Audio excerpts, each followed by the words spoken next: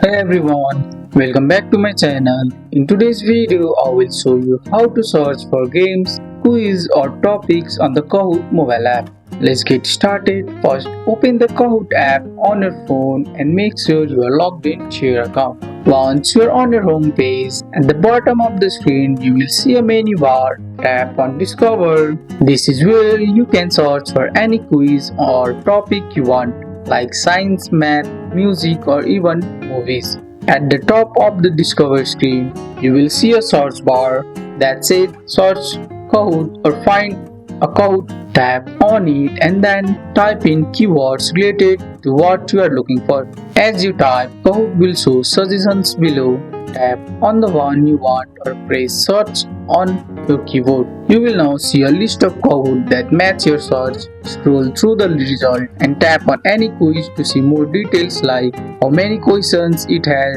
and who made it. When you find one you like, you can play it, post it or save it to your library. And that's it. Now you know how to search for games and quizzes on the Kahoot mobile app. That's all for today's video guys. I hope you guys liked this video. If you found this video helpful, drop a like, subscribe for more videos. Thanks for watching. See you in the next one.